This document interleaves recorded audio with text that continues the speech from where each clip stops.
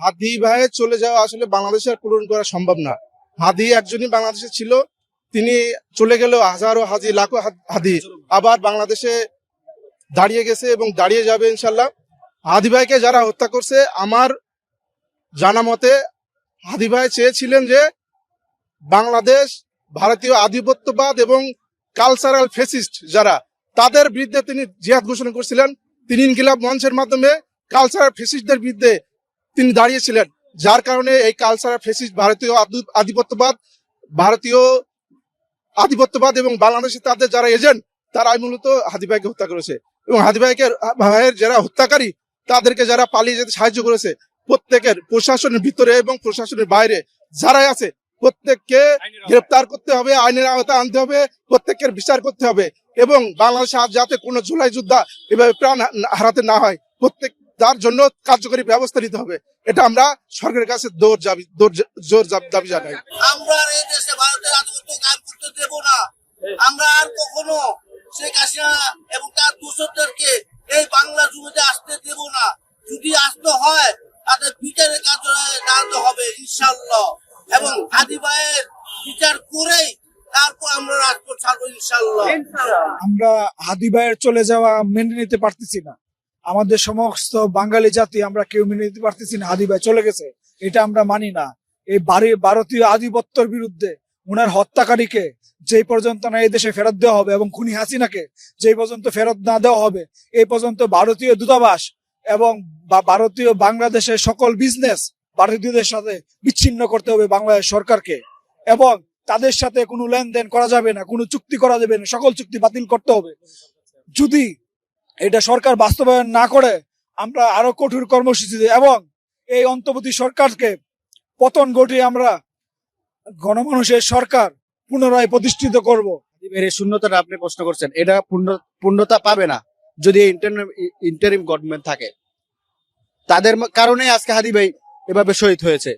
হাদি ভাইয়ের স্থলাভিষিক্ত যারা আছে আরো বিপ্লবী, এরাও শহীদ হবে যদি এই সরকার থাকে। এটা একটা অথর্ব সরকার, শুধু ভাষণ দিতে পারে, শুধু সুন্দর সুন্দর কথা বলতে পারে।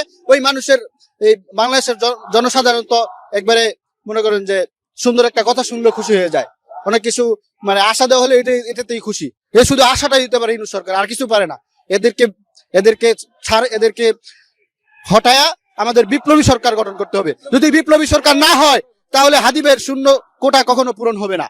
এরকম ভাবে আরো বিপ্লবীরা শহীদ হতে হবে। জোরদার আন্দোলন করে এরপর বিপ্লবী সরকার গঠন করতে হবে। ইলেকশন কমিশনার কি বলছে, তার কাছে এটা বিচ্ছিন্ন ঘটনা মনে হচ্ছে। কেন বিচ্ছিন্ন হবে? এটা কেন বিচ্ছিন্ন হবে? একজন বিপ্লবী ছিল, একজন প্রার্থী ছিল, এটা কেন তার কাছে বিচ্ছিন্ন হবে? তার মানে কি সে চায় নির্বাচনের মধ্যে খুনাখুনি হোক, হানাহানি হোক? এটা তার কাছে কিছুই মনে হয় না। না, নির্বাচন কি এগুলোই? এইভাবে তো একটা দেশ চলতে পারে না।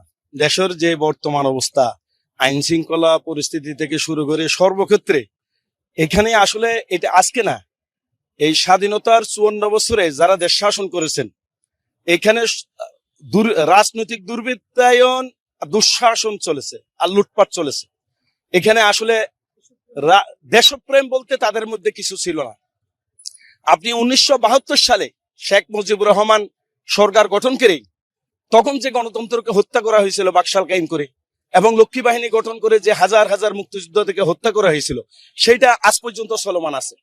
এবং বিগত 24শে যে জুলাই আন্দোলনে যে বিপ্লব হয়েছিল, আমরা তো এখন সেটাকে অভ্যুত্থানের পর্যায়ে নিয়ে গেছে। আসলে বিপ্লব হয়েছিল সেদিন ছাত্র জনতার, সেটাকে ধারণ করে মানুষ মনে করছিল যে দেশে একটা পরিবর্তন হবে।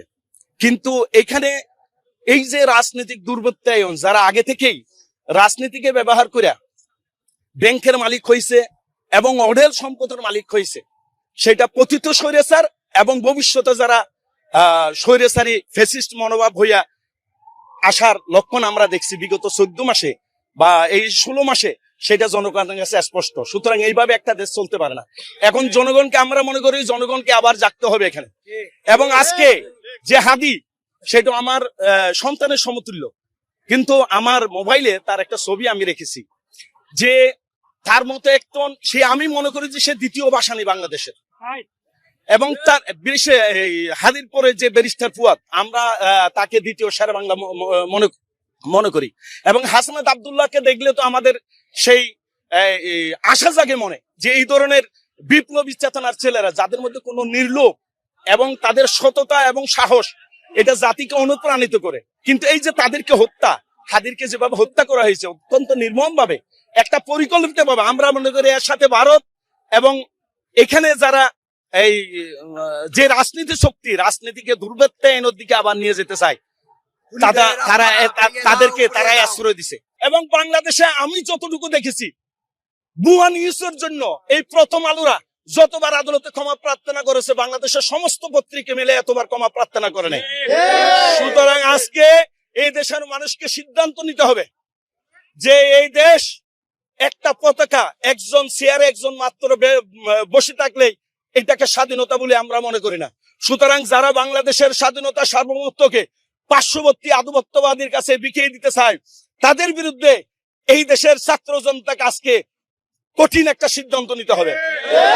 আমরা ডক্টর ইউনূস সাহেবের স্যারের প্রতি শ্রদ্ধা রেখে বলতে চাই, তার সরকারের কয়েকজন উপদেষ্টা, মুসলিম কয়েকজন উপদেষ্টা ছাড়া বাকি যারা আছে তারা অথর্ব। আমি বলবো না যে তাদের মধ্যে সততা নাই, তাদের মধ্যে সততা আছে, কিন্তু সততার সাথে যে সাহস থাকতে হয়। এই যে হাদি, সে জানে যে তার মৃত্যু হবে, সে বলেছে আমাকে ফোন দেওয়া হচ্ছে, মৃত্যুর হুমকি দেওয়া হচ্ছে, কিন্তু আমি তো এখান থেকে সরে যেতে পারি না। এই যে এরকম সাহস যদি না থাকে, তাহলে এই শক্তির মোকাবেলা তারা কিভাবে করবে? সুতরাং দেশকে যদি আবার নতুন করে সাজাতে হয়, এই দেশের স্বাধীনতা সার্বভৌমত্বকে যদি অক্ষুণ্ণ রাখতে হয়, বিশেষ করে হিন্দুত্ববাদ আধিপত্যবাদী ভারতের বিরুদ্ধে, তাহলে দেশের সমস্ত ছাত্র জনতাকে আজকে রাজপথে নেমে আসতে হবে।